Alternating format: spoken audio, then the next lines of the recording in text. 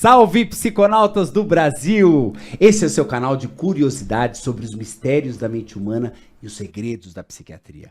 Aqui, 3 psiquiatras com visões muitas vezes diferentes sobre os fenômenos psicológicos irão discutir os elementos que estão por trás dos nossos neurônios e a matemática que produz o que chamamos de mente humana.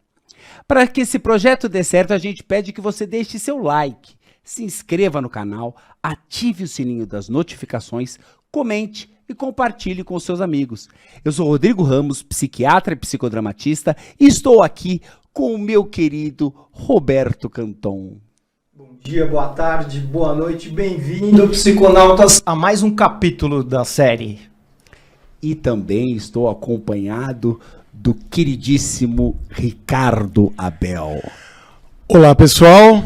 Hoje um tema polêmico. Não é tão polêmico assim. Será que é polêmico? Acho que é polêmico. Acho que tem uma polêmica. Tem uma polêmica. Você fala isso, muita gente fica... Não, isso pode parecer um clickbait aí, mas não é. É razoavelmente polêmico que a gente vai tratar hoje, né? É só você imaginar isso no Congresso Nacional. Eu acho que... Pois é, vamos geraria conversar. uma polêmica bem grande. Vamos conversar. Vamos lá. O fato é que, na busca de tratamentos eficazes para males intratáveis, as pessoas se dividem entre tratamentos convencionais e alternativos. E dessa divisão, muitas vezes surgem polêmicas que só a ciência consegue resolver. Desde os idos das décadas de 60, a comunidade médica foi despertada para 2 substâncias ativas da cannabis sativa, o delta-9-tetraidrocannabinol, a substância responsável pela famosa brisa da maconha, e o cannabidiol, substância que parece ter diversas propriedades medicinais. Hoje falaremos da cannabis medicinal e do cannabidiol, com suas propriedades terapêuticas. Para conversar sobre isso, contamos com uma participação ilustre, meus queridos amigos. Hoje vamos ouvir diretamente para o Psiconautas o grandioso deputado estadual Eduardo Suplicy, que fez o uso da cannabis medicinal para o tratamento de doença de Parkinson. Vamos ouvi-lo. Há mais de 10 anos que eu me consulto com o Dr. Nelson Carvalhosa, que é um excelente médico, e numa consulta normal que eu tive com ele, periódica, né, ele, tendo em conta os exames que ele havia solicitado, ele me disse: olha, Eduardo, você está com uma doença de Parkinson leve, e então vou lhe dar algumas medicações. E eu, então, passei a seguir aquelas recomendações, ao mesmo tempo que eu me interessei e passei a conhecer mais de perto muitas associações medicinais que recomendam a utilização da cannabis medicinal. Dentre outras, eu conheci já, acho que foi lá por volta de 2019, a Cultive, da senhora Cidinha Carvalho, que foi a primeira mãe que obteve licença por parte da Justiça para plantar a cannabis medicinal na sua residência, na Zona Leste, em São Paulo. E eu fui até lá com a Mônica Dallari, conhecemos ela, o marido e também a sua filha, que hoje, com quase 20 anos, se teve a síndrome de Dravet e por muitos anos teve enormes dificuldades para os seus pais, especialmente para sua mãe, que muitas vezes vivia mais junto a ela no hospital do que em casa. Mas a partir dos 10 anos de idade, ela passou a utilizar a cannabis medicinal e que deu bons resultados, melhorou consideravelmente a qualidade da vida da filha, de apelido Cacá, e foi algo muito especial, porque a filha passou a ter uma atitude mais normal, de conversar com as pessoas, de não ter convulsões, de não ser agressiva, de poder ir à escola, de pular corda, andar, correr, e aquilo lá me impressionou bastante. Também foi em julho passado, eu tive a oportunidade de conhecer a Associação Medicinal em Franca, a Flor da Vida, cujo presidente, o Enor Moraes Machado, tem sido muito atencioso, recebeu a mim e a Mônica Dallari ali em Franca, nas 3 unidades que eles têm, uma de atendimento, a outra de laboratório e a outra do cultivo da cannabis medicinal, uma área bem maior, como se fosse de 2, 3 campos de futebol, onde ali há a plantação da cannabis medicinal. E então eu tomei conhecimento que a cannabis medicinal poderia contribuir para o tratamento do mal de Parkinson. Um dia, almoçando aqui na Assembleia Legislativa, eu tive assim como que um mal-estar e acabei indo para o Hospital Sírio-Libanês, onde eu fui atendido por alguns médicos e aí fiquei tomando conhecimento de um possível tratamento auxiliar àquele que o Dr. Nelson Carvalhais me deu e que envolvia o uso das gotas de óleo da cannabis medicinal. Fui convidado pela Talíria Petroni, deputada federal, que presidiu uma sessão na Câmara dos Deputados a respeito da utilização da cannabis medicinal. E eu fui convidado, inclusive, naquele dia revelei publicamente que eu estou fazendo uso da cannabis medicinal, que tem me feito bem, e eu espero que até o ano que vem eu esteja ainda melhor e com muito menor grau de tremor nas mãos. É isso aí! O que você achou do vídeo, Roberto Contão? Com você, a primeira palavra. Gostei, achei bastante ilustrativo, né, o que o excelentíssimo deputado pôde contribuir para a gente. Eu só queria fazer umas ponderações, né? Quando a gente fala de cannabis medicinal, esse termo é um termo muito amplo, né? Se a gente pensasse, né, como a gente usaria cannabis medicinal, é fumar, né, maconha e vamos produzir que a cannabis. Muita gente entende. Vai ter, né, isso como um entendimento. Na realidade, a gente vai pensar, quando a gente hoje fala sobre cannabis medicinal, a gente vai pensar em 2 substâncias, né, o canabidiol e o THC, né? Então são os dois são os 2 canabinoides. São 2 fitocannabinoides presentes na cannabis sativa e que são substâncias que trazem aí hoje uma série de benefícios em diversas intervenções terapêuticas, né? Então hoje muito bem fundamentado para o uso em convulsão, né, em crianças, em algumas síndromes específicas, onde crianças tem relatos, né, de mais de 50, 60 convulsões diárias e aí passa a fazer uso do canabidiol, né? O próprio senador, o deputado, que já foi senador, fala da síndrome de Dravet, Sim. né, que é a epilepsia em crianças, os primeiros meses de vida, que a KK que ele descreve, acabou fazendo uso da cannabis medicinal. Né? E esses foram, na verdade foi Lennox Gastaut também, que são essas síndromes epilépticas em crianças que têm essa apresentação e é muito refratária, ou seja, responde muito mal, né, às medicações, os anticonvulsivantes normais, habituais utilizados. Então, foi uma estratégia absolutamente importante a introdução do canabidiol, né, para trabalhar aí e trazer um benefício para essas crianças, né?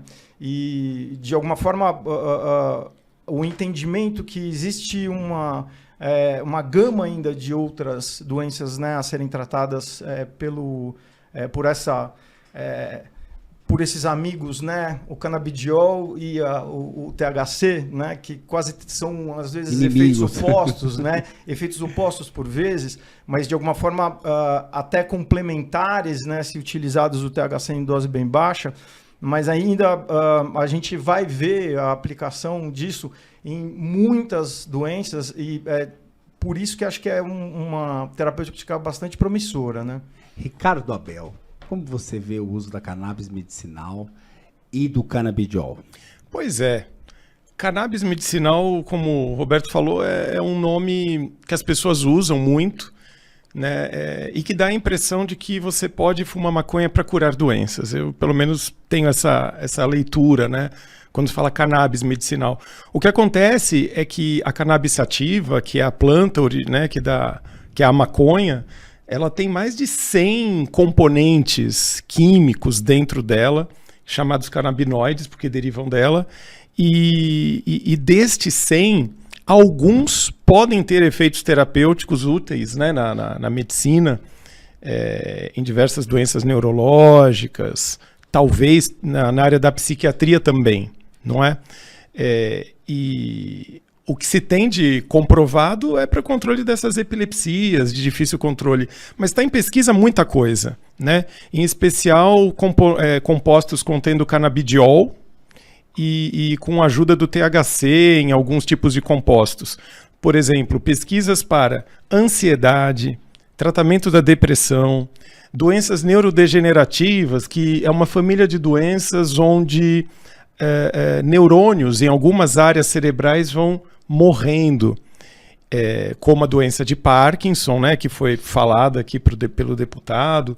Na doença de Alzheimer também existem pesquisas a respeito e uma série de outras doenças, várias outras, né? Vou fazer só um adendo que lá no hiper, né, do HC, onde eu trabalho, existe uma pesquisa que está em curso de canabidiol para tratamento de dependência de cocaína. Olha que interessante. Bastante curioso. O que eu acho o que me chama a atenção um pouco do canabidiol e da maconha medicinal, da cannabis medicinal, que é um termo, como nós estamos em consenso, um termo indevido, é que a gente não tem estabelecido protocolo para nada, exceto para epilepsia, que foi autorizado pelo Conselho Federal de Medicina para epilepsia em crianças e adolescentes. Mas a gente não tem um protocolo para ansiedade. A gente percebe que baixas doses de canabidiol respondem melhor que altas doses de canabidiol. A gente percebe um bom efeito para esquizofrenia. Mas a gente não tem um protocolo. A gente não tem ainda estudos duplo cego randomizado. O que é o estudo duplo cego randomizado? Explicando para o pessoal aí de casa.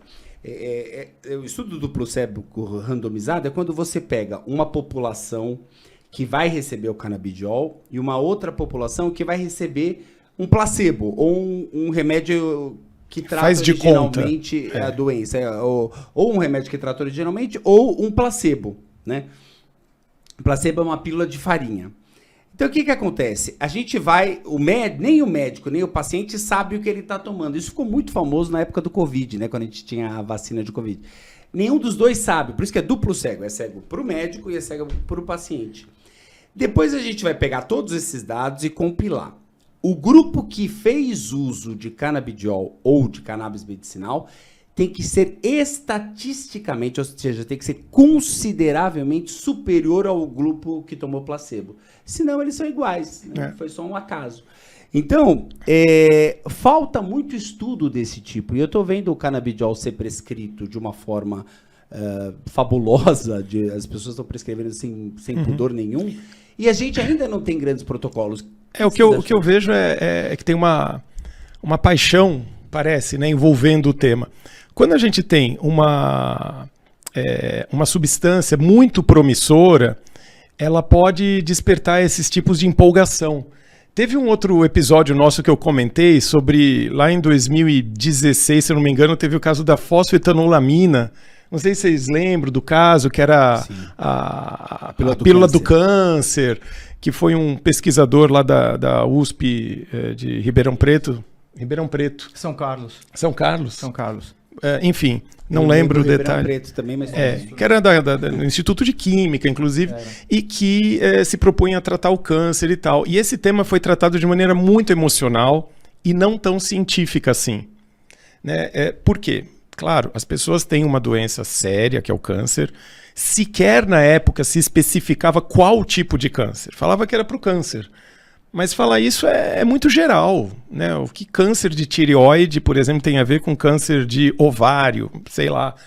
Existem mecanismos básicos, por isso tudo se chama câncer, mas são células diferentes, partes do corpo diferentes, e que poderiam responder de maneira diferente a tratamentos, não é? E naquela época as pessoas iam no Congresso Nacional chorar e os deputados leigos no assunto muitas vezes se solidarizavam. E foi aprovada uma legalização para o uso, para um tempo depois ser revogada essa liberação. Por quê? Porque foram feitos estudos e fora que os resultados também clínicos naquele meio tempo das pessoas usando foram péssimos, né? As pessoas... Só fazer um adendo, porque eles tinham estudos in vitro, né? Como aconteceu com a ivermectina também. Sim, né? sim, então, sim. Dentro do laboratório, se colocava lá a célula cancerígena E, a no tubo de ensaio, tubo de ensaio, e aí, enfim, acabava por morrer a célula cancerígena. Ou seja, não era o ambiente em vivo, né? Sim, no organismo. In vitro, afinal, a vivo não funcionou, né? É que a ideia não surge do nada, né? Não é também que o cidadão sonhou com isso. Não, ele teve alguma linha de raciocínio, mas que foi ainda numa etapa pré-clínica, como a gente chama, né, em pesquisa, né, que é quando ainda é em tubo de ensaio, é cultura de células. Daí para dar um salto para a aplicação clínica é muito grande. E todas essas etapas estavam sendo suspensas, né? Bom, enfim. Mas voltando ao canabidiol e à maconha, qual que é a questão?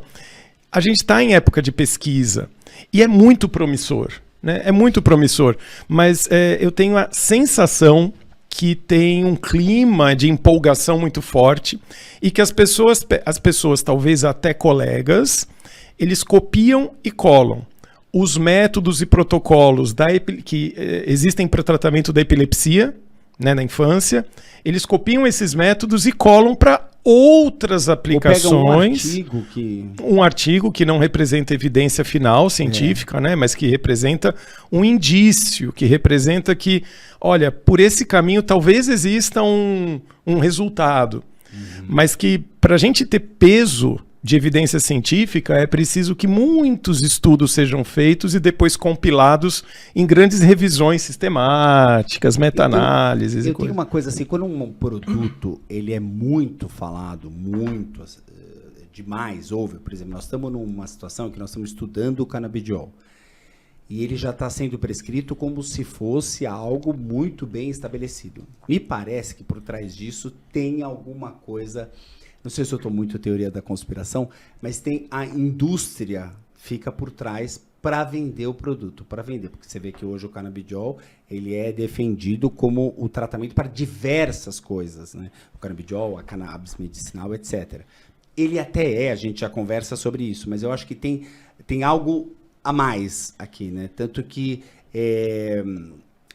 eu acho que isso aconteceu com diversas outras medicações, e eu fico pensando o quanto o canabidiol... Porque, assim, me incomoda demais a forma como ele está sendo prescrito e a ausência de evidências disso. Pois é, tem uma desproporção. Mas eu acho, eu sou... assim, O quanto a indústria que... não está influenciando. Então, pode ser, mas eu, de alguma forma, me seduz muito pensar no canabidiol como uma molécula que vá trazer benefícios diversos, né? Os primeiros estudos feitos com crianças com essas síndromes epiléticas, né, com convulsão atrás de convulsão, não só houve melhora, né, da remissão, às vezes até dessa apresentação de convulsões, como melhora do comportamento também da criança, de melhor sociabilidade, de ficar mais tranquila, não ficar tão ansiosa. Então eu acho que assim, você tem... Ouvindo Bob Marley o dia inteiro. Então um pouco diferente da fosfetilamina, eu acho que a gente tem mais evidências, né? Eu acho que estão se construindo evidências. Eu acho que...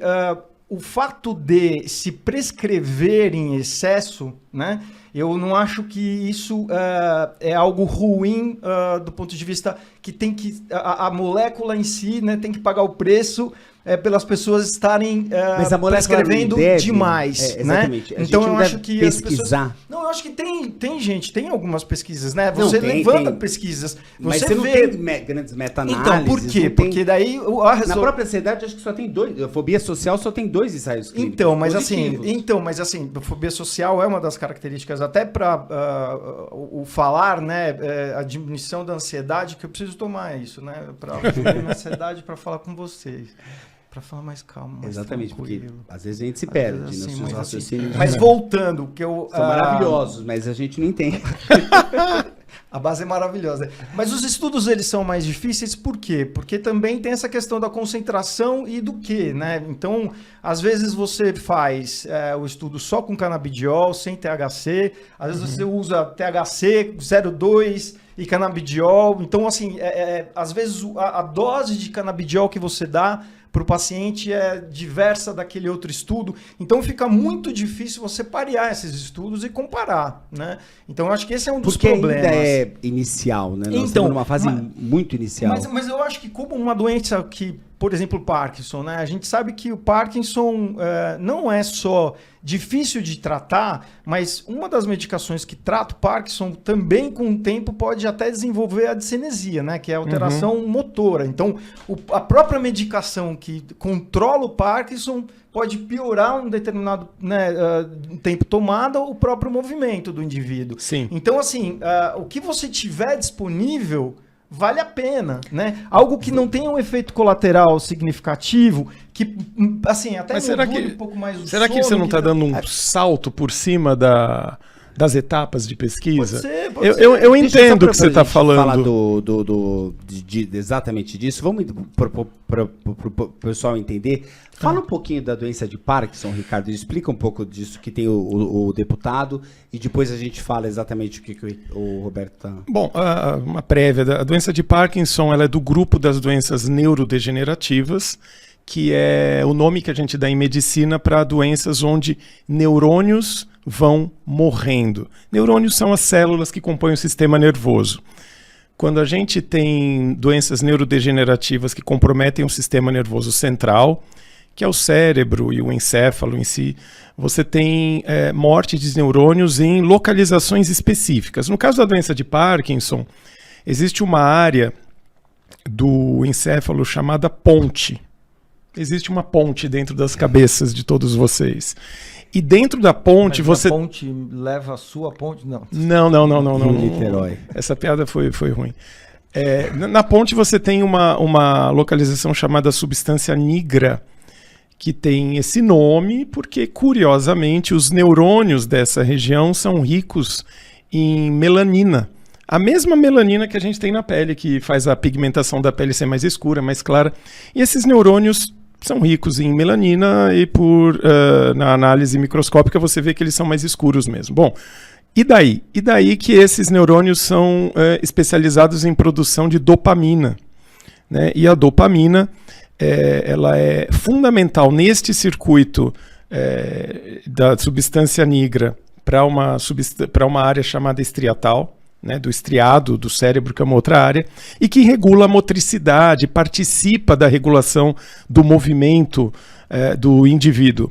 Conforme os neurônios da substância negra vão se perdendo, vão morrendo, no caso da doença de Parkinson, os grandes sintomas vão aparecendo. Quais são os grandes sintomas?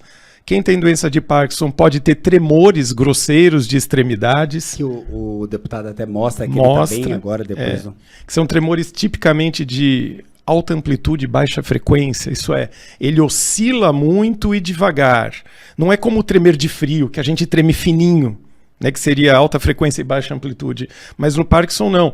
Predominantemente o tremor é no repouso, né? Então quando você apoia a mão, treme. Quando você movimenta, o tremor continua, mas diminui um pouco. Tipicamente é assim. Além disso, no Parkinson ocorre bradicinesia, que é o nome que a gente dá para lentificação dos movimentos como um todo, desde o andar mais lento até todos os movimentos também. Na doença de Parkinson pode acontecer uma coisa chamada amimia facial, que é uma diminuição da expressão dos músculos da face. Então, a expressão emocional fica disfarçada pela doença de Parkinson. E também uma outra característica é a instabilidade postural. A pessoa que tem Parkinson, ela pode tombar mais facilmente para os lados enquanto anda, ou até mesmo quando está sentada, ela pode ir pendendo para um dos lados. Bom, essa é a visão geral da doença, não é? As doenças chamadas neurodegenerativas, ainda nenhuma tem cura definitiva. Tem várias linhas de pesquisa, desde células-tronco até medicamentos de vários tipos, incluindo o assunto aqui, que é o canabidiol, no caso, né? E derivados com outros canabinoides, né? O canabidiol com alguma concentração de THC. Que é o que provavelmente o deputado usa, né? Que é provavelmente. Medicinal, ele tá... Porque quando a gente usa esse termo, como o Roberto falou, né? Nós estamos juntando o canabidiol com o THC. Isso é muito vago, né? As pessoas hoje em dia falam, não, cannabis medicinal... E eu não tenho nunca certeza do que ela está querendo dizer. Será que ela está se referindo... Técnico, não é? Será que ela está falando de fumar maconha in natura mesmo ali para curar alguma coisa? Será que ela está se referindo ao canabidiol puro? Será que é o canabidiol mais um percentual de THC? Ou será que são aquelas misturas chamadas full spectrum, né? Que tem vários canabinoides misturados e podem ser sob o formato de óleo ou de outras apresentações. Enfim, o que eu estava acompanhando nessas pesquisas é que, de maneira interessante, nas neurodegenerativas, o canabidiol com algum grau de THC parece que eles interrompem processos inflamatórios que participam do ciclo de neurodegeneração nessas doenças. Os dois são anti-inflamatórios, né? O THC e o canabidiol. E no caso, por exemplo, da doença de Alzheimer, agora eu estou falando de Alzheimer, que é aquela doença que as pessoas se esquecem, vão perdendo a memória e outras funções cognitivas, essa é uma doença na qual ocorre um processo inflamatório que se retroalimenta. Por isso ela não é uma doença autolimitada, ela vai evoluindo e progredindo, e parece que o canabidiol consegue interferir na progressão da doença. Pela primeira vez, os medicamentos até agora para Alzheimer não conseguem interferir na progressão, eles conseguem retardar o avanço do sintoma, não da perda de neurônios, e parece que o canabidiol tem um potencial interessantíssimo aí. E isso dá para copiar e colar numa doença de Parkinson, que parece que ele também consegue interferir no curso da doença, no avanço. Mas, logicamente, como disse o deputado, a gente usa o canabidiol em concomitância com os remédios tradicionais, né? Pois é. Levodopa, etc. Seria muito arriscado você simplesmente abrir mão das terapêuticas tradicionais e mergulhar num tratamento que ainda não é aprovado, né? E como o Roberto falou, seria interessante, porque os agonistas de dopamina, tipo levodopa, essas coisas, podem, no avançar do tratamento, produzir discinesias, que são distúrbios do movimento. A pessoa melhora do tremor, melhora da rigidez, principalmente levodopa é melhor para rigidez do que para tremor, mas pode começar a ter certos espasmos incontroláveis, né? E parece que a preparação de canabidiol com THC pode diminuir a chance desses espasmos, né?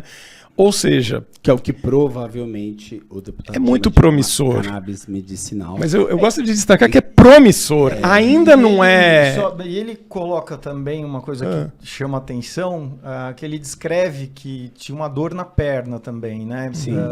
E o Parkinson também, né? Cursa por vezes com dores membros inferiores, postural, ou mesmo pelo processo da doença. Então ele também descreve melhor. O canabidiol ele tem um alívio em dor neuropática. Não sei exatamente como que é a característica da dor dele, mas ele tem uma propriedade analgésica. Né? Sim, mas acho que eu entenderia que com uma propriedade analgésica, não neuropática no caso. Assim, acho que seria por...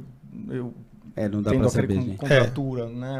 Alguma uma coisa. espasticidade, né? Leve aí. Talvez. Agora, o canabidiol, ele, na nossa especialidade, vocês já usaram o canabidiol? Já prescreveram? Eu já tive pacientes que vieram usando. E daí eu acabei mantendo. Porque foram 2 casos, poucos, né? Que já estavam usando e tal, eu acabei mantendo e assim foi. Estavam bem. Eu introduzi para um paciente autista, com uma resposta muito bacana.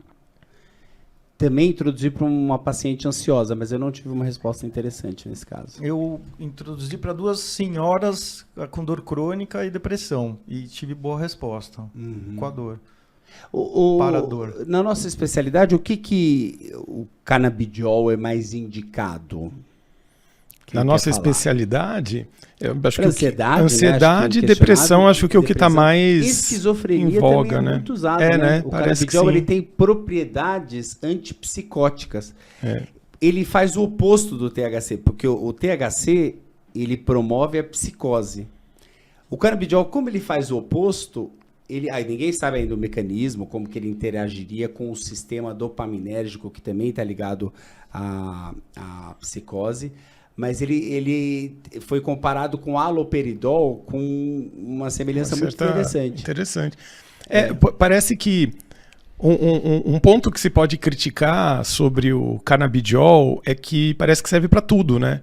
Serve desde psicoses, depressão, ansiedade, doença neurodegenerativa, dor. Aí você fala, gente, como é que uma coisa pode servir para tudo? Né? Tem até relato de ações antitumorais também. Também. Mas é porque... A gente não tem muita coisa no bipolar, né?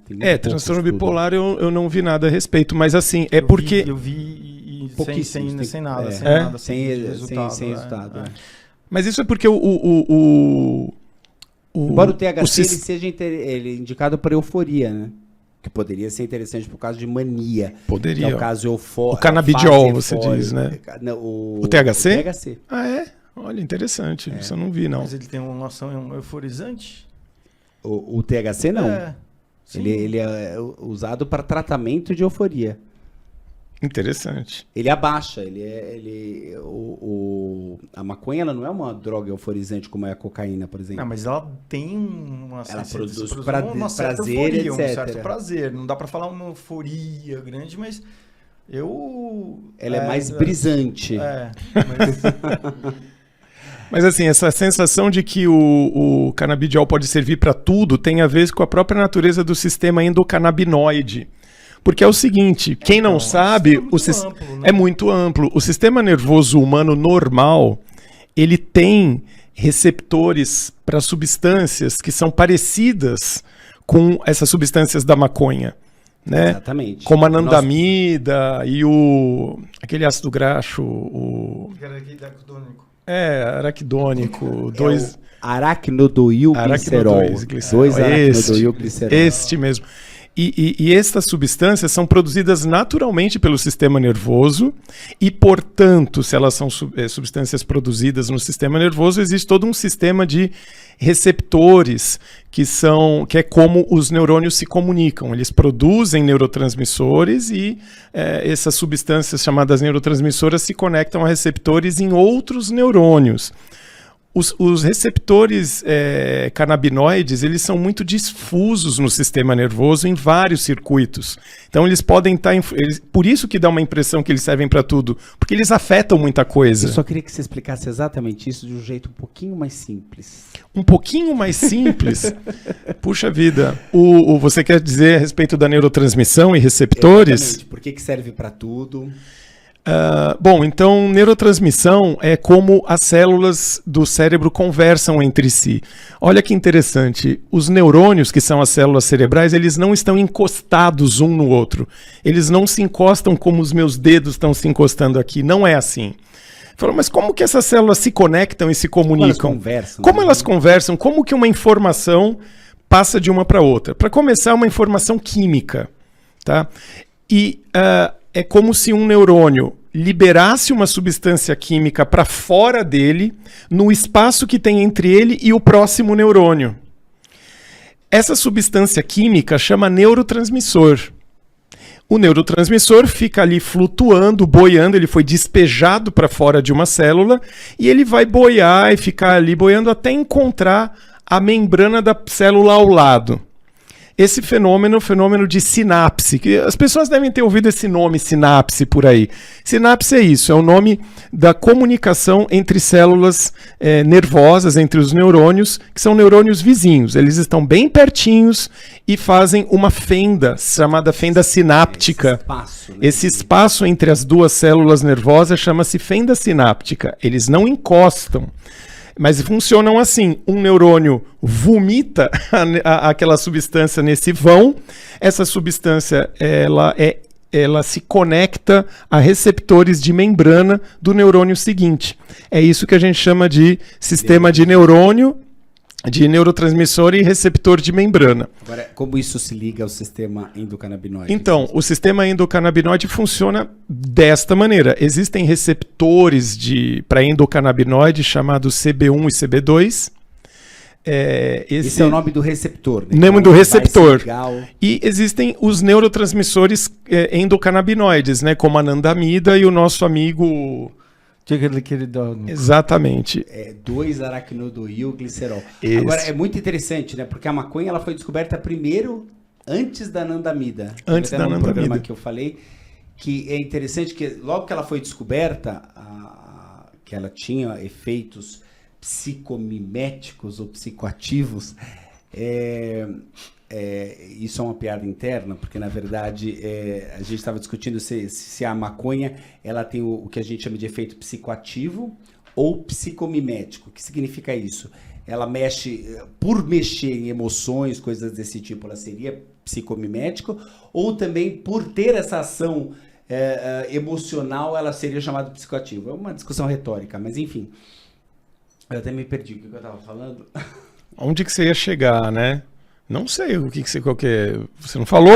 Então como é que eu vou saber o que você ia falar se você não falou? Acontece que a gente estava falando da maconha. Então, quando ela foi descoberta, que ela provocava esses efeitos, as pessoas falaram, não é possível que Deus falou assim, olha, eu vou deixar aqui um receptor, porque um dia... as pessoas vão usar maconha. As plantinhas vão fazer maconha. E aí vai... Então, a gente falou, não, alguma coisa tem. Não é possível. E nós descobrimos primeiro a anandamida e depois o 2-aracnodoilglicerol.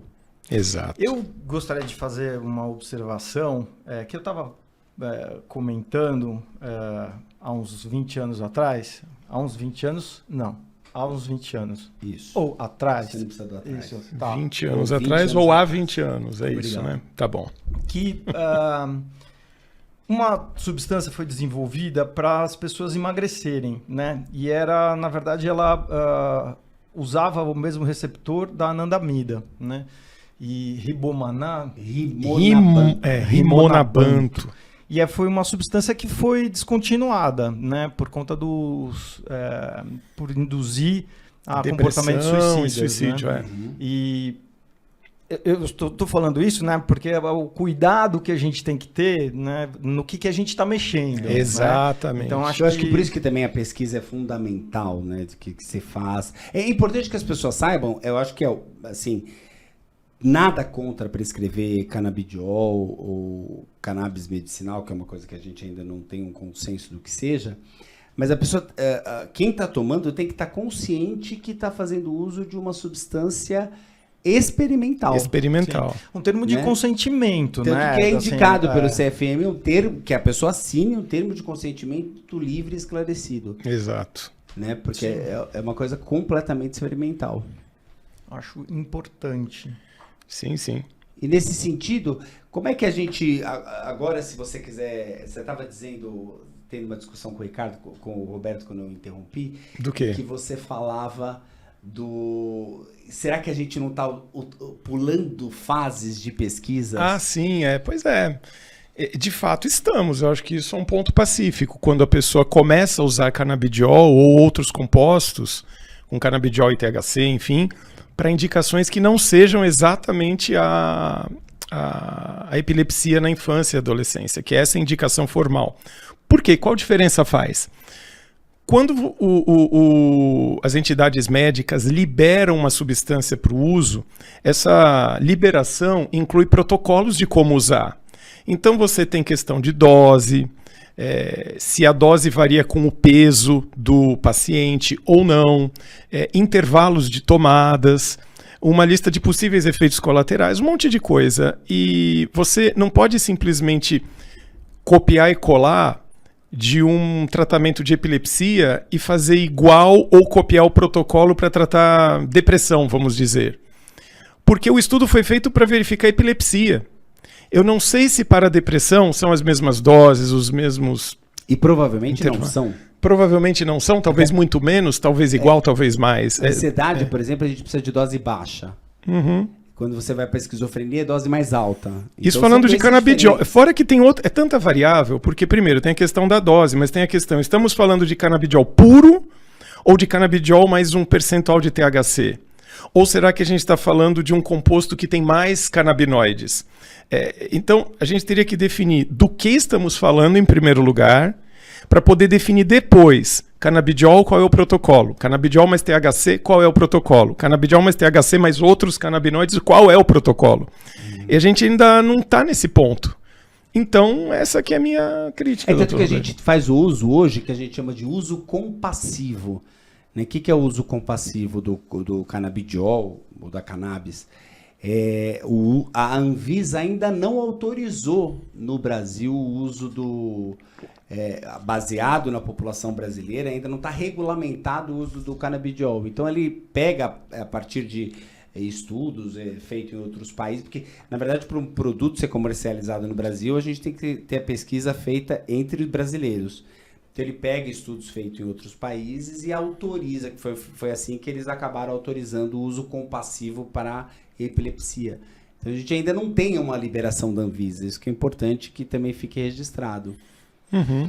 E assim, também a ampliação desse sistema endocannabinoide, só colocar que o professor Carlini, né, da Unifesp, foi um dos estudiosos, né, que contribuiu a vida quase dele estudando, fornecendo, né, o conhecimento do sistema endocannabinoide, em parceria até, enfim, com um conhecido outro israelense, acho que o nome dele era Mechoulam, Rafael Mechoulam. Rafael Mechoulam, que também, assim,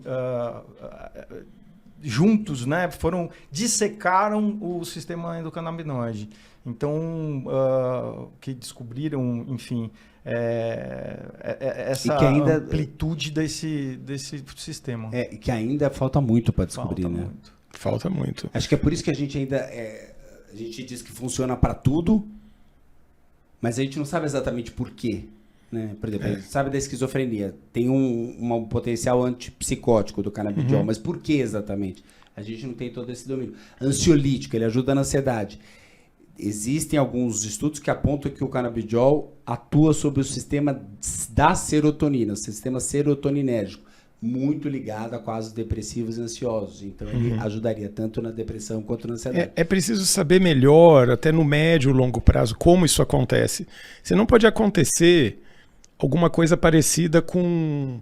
Vocês lembram da época do Vioxx, aquele anti-inflamatório, que era muito bom, inibidor da COX-2 lá, tal, sem Sim. repercussões gástricas, etc. Mas depois em fase de estudo clínico, fase 4 já estava liberado. Eu acho que já tinha até passado da fase 4. Não, fase 4 já é população. Já é população. Não, mas aí chega um ponto que acaba a fase 4, que nem o Zolpidem, por exemplo, Sei. não tá mais na fase 4. E daqui a pouco a gente vai discutir sobre as drogas Z. E aí você precisa fazer você tem que entrar com um novo protocolo, dizendo que você viu um problema que não foi previsto nas 4 fases. E, bom, foi o que aconteceu com o Vioxx. Enfim, e com o Vioxx aconteceu. Era um anti-inflamatório super promissor, bom até certo ponto. Quem tomou teve experiências boas, mas o risco cardiovascular dele era terrível. O índice de infartos começou a aumentar bizarramente e tiveram que descontinuar o remédio no mundo inteiro. Né? Então, por quê? O que isso quer dizer? É sempre bom a gente poder fazer o estudo científico com todas as partes, nos devidos tempos e com o maior critério possível. Porque o sistema endocannabinoide, ele é muito promissor, mas ele é muito complexo também. Né? E ele afeta o corpo inteiro. Não é? Você estava comentando que até tem estudo do canabidiol, né? Para câncer, alguma coisa assim, né? Sim. Pela ação que eles... antiemética, né? Que é utilizada, e depois eles também... Que é antiemética? Para não vomitar, para as pessoas que faziam quimioterapia enfim, melhorar o seu... os vômitos, né? O seu mal-estar, parece que descobriram também ações antitumorais. Olha só. Não com regressão do quadro em si, mas, enfim, com percepções nesse sentido. Mas relatos de caso, coisas que precisam ser bem se a gente for ver o receptor canabinoide 2, nós temos 2 receptores canabinoides, o 1 e o 2. O 2 ele é periférico, ele não tem quase no sistema nervoso central. Sim. Né? Então ele pode atuar talvez... Ou seja, isso serve como um aviso, né? Um alerta assim, olha, estamos mexendo com um sistema de transmissão de informações no organismo muito difuso, muito complexo. No que isso pode dar? Vamos observar, vamos com calma, né? Porque é um estudo que ainda está... É muito cru, né? Muito superficial ainda, né? Pelo que ele tem de potencial. Ao mesmo tempo, o que a gente está falando aqui, eu acho que isso está de acordo com a nossa opinião, vamos ver. Promissor, é alguma coisa que vai beneficiar. Logo, eu acho que a gente deve ter resultados positivos, protocolos interessantes, já finalizados, e que não tem nada a ver com uma visão moral, contra a maconha, não tem nada a ver. É só uma questão, é outra questão aqui. Né? É só uma questão de pesquisar adequadamente para poder usar adequadamente, com mínimos riscos e melhores indicações. Agora, tem muitas pessoas que está tão difundido a maconha medicinal ou o canabidiol, que muitas pessoas já chegam no consultório falando, olha, achei o remédio da minha vida, canabidiol. O que você acha, Roberto Canton, disso, dessas pessoas do jeito que a sociedade está, eu quero canabidiol, o que você diria para essas pessoas? Acho que a gente tem que trabalhar com psicoeducação, né? Acho que, assim, faz parte do nosso trabalho desconstruir essa expectativa, né? Porque, por vezes, esse indivíduo vai, né, gastar um dinheiro alto... Porque é caro, caríssimo. É caro, bem caro. E assim, não vai ter o resultado que ele espera, né? Para aquilo que ele deseja. Porque ele leu, sei lá, né? Uma aba de não sei o quê ou fulano, amigo dele, né? Assim, a gente na medicina... Hoje ainda tem o WhatsApp, né? Então, aquilo que a vizinha falava para a vizinha, hoje manda para o grupo de WhatsApp, né? Então, estou tomando, né, canabidiol, então, né, tô bem pra caramba. Então... Assim, acho que isso precisa ser desconstruído. E eu acho que também a gente tem que fazer, né, uma avaliação crítica se, de repente, aquela queixa que a pessoa traz, né, realmente o canabidiol ou outra prescrição não vai ao encontro dessa queixa. Né? Eu acho que, por vezes, a gente também tem já essa certa ojeriza, né, que um paciente chega... querendo uma medicação, né? Sim, no consultório, e isso acontece muito, assim, né? Ele vem trazendo a medicação, né? E aí, às vezes, a gente fica... Eu já fui assim, né? Não vou prescrever isso porque né? ele pediu. Né? Que quem fala sou eu, quem escreve sou eu, né? Quem prescreve sou eu. E hoje não, eu acho que depois se com a maturidade, né, com a sabedoria, né, dos 40 anos de idade, eu pude, na verdade, né, chegar a um estágio que realmente nós vamos pensar o que vai ser melhor para o paciente, né? Então, eu acho que a gente precisa trabalhar a informação com o paciente. E é interessante que a gente também precisa... nós estamos aqui concluindo que é promissor.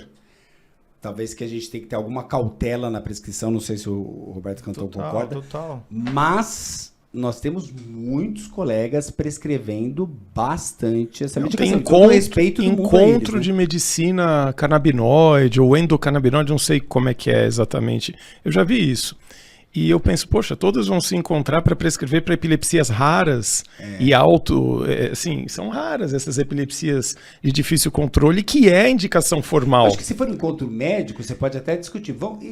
Olha que isso saiu pesquisa. Encontro de pesquisas, isso sim. Só que congresso, né? eu tenho a sensação que é mais... eu não sei o que dizer. Tem pessoas que se vendem como especialistas isso como é que pode, né? Na cidade onde eu atuo, né, que eu não vou... Uma das cidades onde eu atuo, que é Limeira, eu peguei um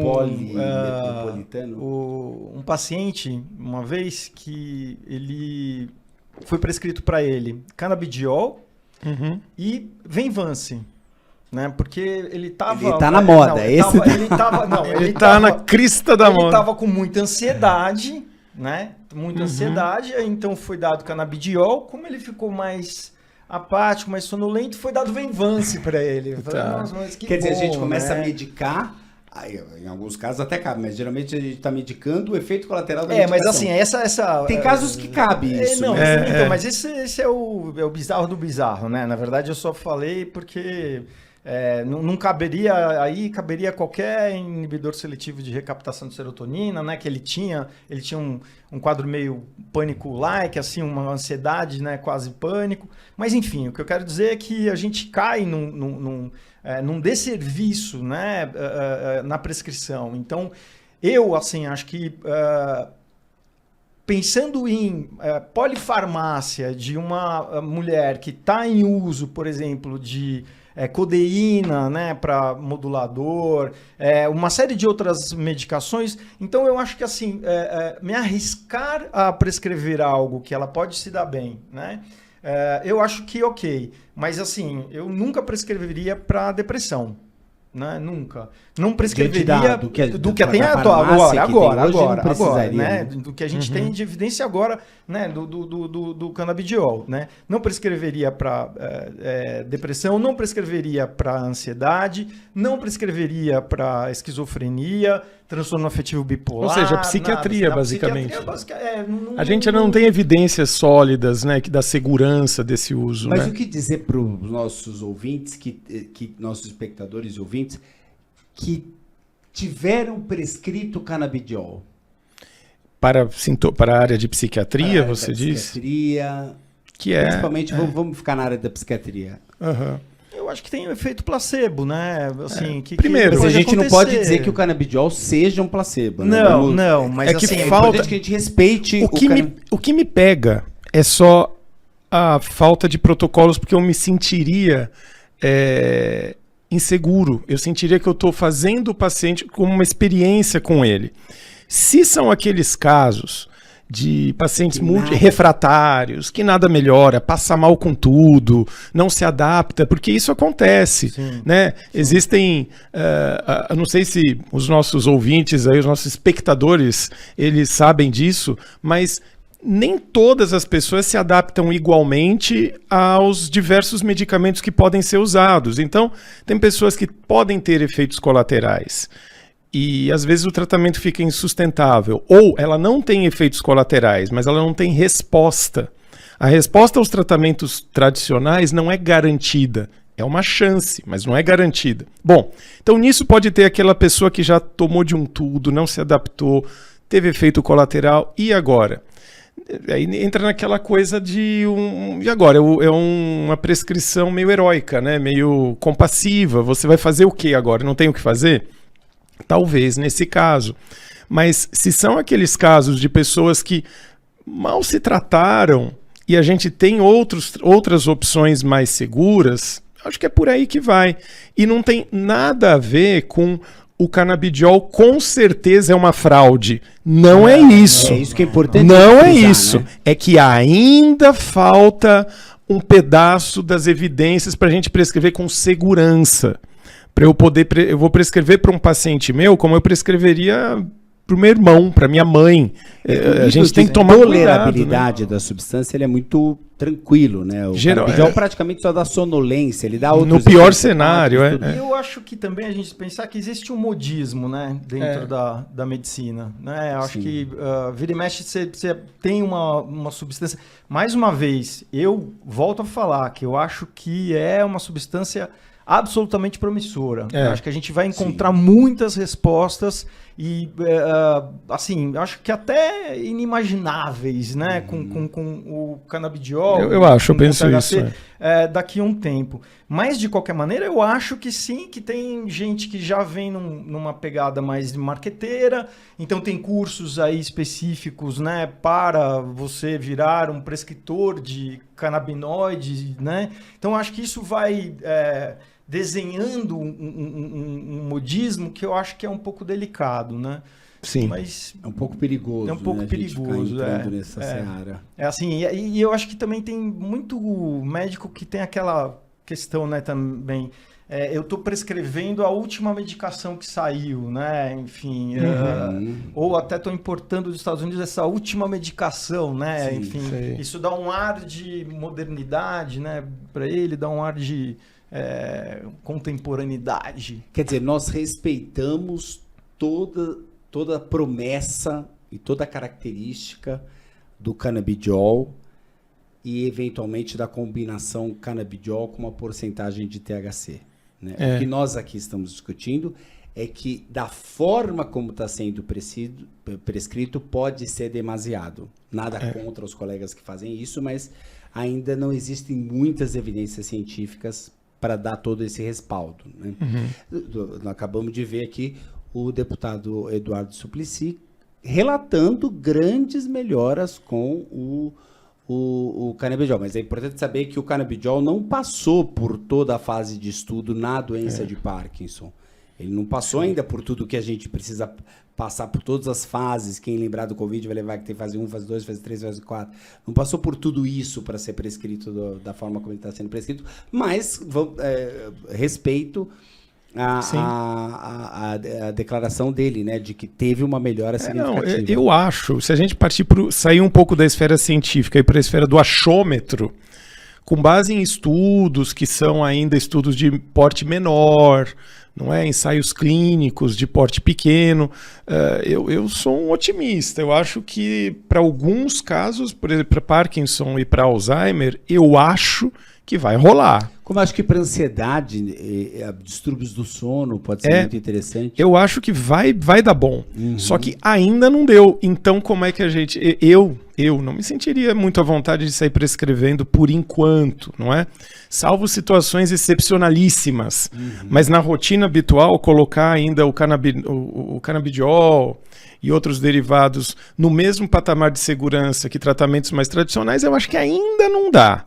Ainda não dá por falta, como a gente já falou 1 milhão de vezes, né? Falta ainda um pouquinho de protocolos, né? Bem desenvolvidos, bem embasados, né? Por estudos maiores. É isso. Sim. A gente vai chegar lá, eu acho. Antes da gente ouvir as considerações finais do deputado, vamos ouvir as nossas considerações finais. Por favor, doutor Ricardo, tenha a bondade de ter a primeira palavra. Muito bem. O tema de hoje foi muito interessante, porque ele traz essa polêmica de será que cannabis, que é a maconha, ela pode ser usada para tratar doenças? Eu acho que o que ficou claro aqui é que são componentes dentro da maconha que podem ser usados, sim, com sucesso. A gente só precisa descobrir quais são essas combinações melhores, se é canabidiol isolado, canabidiol com THC ou com outros componentes, em quais proporções e para qual indicação. Porque, de repente, uma combinação específica de canabidiol e THC é melhor para Parkinson. Outra combinação canabidiol puro é melhor para depressão, por exemplo. E assim a gente vai descobrindo. E que sob todos os cenários, a gente não está defendendo o uso da maconha in natura para tratar essas doenças. Não é essa a questão aqui, né? É de componentes que estão dentro da maconha que podem ser utilíssimos na medicina. É isso. Roberto. Eu fiquei aqui ouvindo e fiquei viajando um pouco, porque... Como sempre, né? Porque eu acho, assim, que existe uma exploração também tão grande, né? O mercado hoje, assim, para você comprar canabidiol, mesmo full spectrum, é caro. Full spectrum? O que Não, é isso? full spectrum é que vem tudo, né? Vem todos os... Vários canabinoides, várias substâncias... E aqueles que não são canabinoides também juntos, né? São substâncias que estão dentro da cannabis, mas... não só os canabinoides, né? Os termopênicos, como os termopênicos. E assim, o quanto que seria ideal que as pessoas pudessem também ter mais acesso, né, ao seu tratamento. E será que o plantar, né, e colher e tirar da própria planta o extrato não seria uma forma da gente sair um pouco, né, desse viés que a gente tem da indústria farmacêutica, né? Pensando, claro, de uma maneira um pouco mais trabalhada, né? Sei que eu estou jogando isso nas considerações finais, né? Quando deveria ser das iniciais. Né? Mas é que me ocorreu agora, assim, né? Da gente... duro é que a gente, se eu puder fazer um contraponto, é que a gente não tem a concentração de THC e a de canabidiol adequada, né? A gente não sabe, pelo menos, quanto tem depende de THC. Se a parte da planta que você pode pegar... Eu acho que vai pegar para uma esquizofrenia. O THC vai piorar muito. Não. Então, não. Estou falando com muito cuidado, assim. A gente, só voltando atrás, né? Assim, em situações onde isso não fosse tão importante, né? Essa porcentagem, né? E algumas, você sabe de alguns cultivos, por exemplo, para uso antiemético, né? Então, para alguém que faz... Para vômitos. Para alguém que, então, faz quimioterapia, fica nauseado... Para inapetência também, na quimioterapia. Usar, né, a maconha, pode ser até fumada, no caso, mas eu pensei muito mais na que fosse tirar do extrato mesmo, né? Eu sei que disso vai sair uma complicada matemática, né? Porque a gente não vai saber exatamente o que tem nessa substância. Mas, ao mesmo tempo, eu fico aqui viajando, pensando um acesso mais real a tratamentos tão caros, né, que você tem hoje. Quer dizer, então, se você, sei lá, os antipsicóticos mais... os melhores antipsicóticos são altamente, né, caros, assim. Mas vão decaindo o preço com o tempo. Com o tempo. O que vai acontecer cedo ou tarde. Com o tempo. Mas enfim, precisa legalizar, porque precisa ter grandes fazendas. Foi só uma digressão aqui. Tá. Só você quis apimentar um pouco. No final, falar alguma coisa... O que eu gostaria de dizer, como minhas considerações finais, é que... o canabidiol, a gente está falando de canabidiol, maconha medicinal, mas existe um salto muito grande entre o que a gente está falando e o consumo da maconha para fins recreativos, para fins psicoativos, etc. Até porque, como a gente disse, né, tem situações em que o canabidiol é melhor, tem situações em que o THC é melhor, tem situações em que o THC é péssimo, tem situações em que o canabidiol não tem indicação. Então, não adianta simplesmente fumar maconha. Nós não estamos tendo o controle de quanto tem isso, quanto tem daquilo, etc. Nós estamos falando que a gente está estudando, lembrando que a maconha tem 400 componentes, sendo 100 deles canabinoides, né? Então, a pessoa o fumar maconha traz uma série de consequências pulmonares que muitas vezes são negligenciadas. Mas, de qualquer forma, o que nós estamos fazendo é pesquisando substâncias que vêm daquela planta e que pode ter um efeito terapêutico. Né? Agora, vamos ouvir as considerações finais do deputado Eduardo Suplicy. Eu quero agradecer muito esta oportunidade de falar para o podcast Psiconautas, para esclarecer tudo que venho tendo como experiência de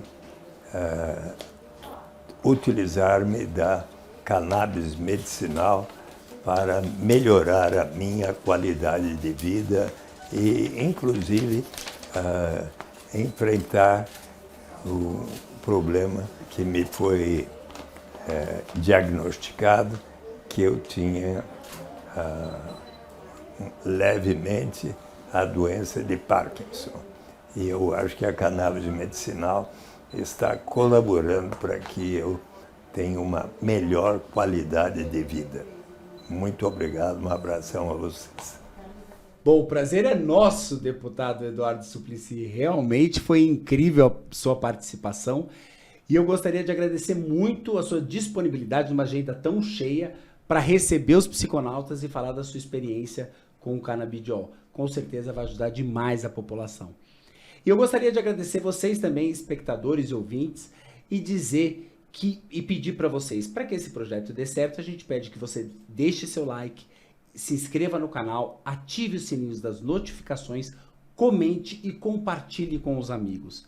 Assim a gente vai poder falar de saúde mental por muito tempo, ok? Tchau, Ricardo Abel, tchau, Roberto Canton, e até mais, pessoal. Tchau. Muito obrigado. Falou.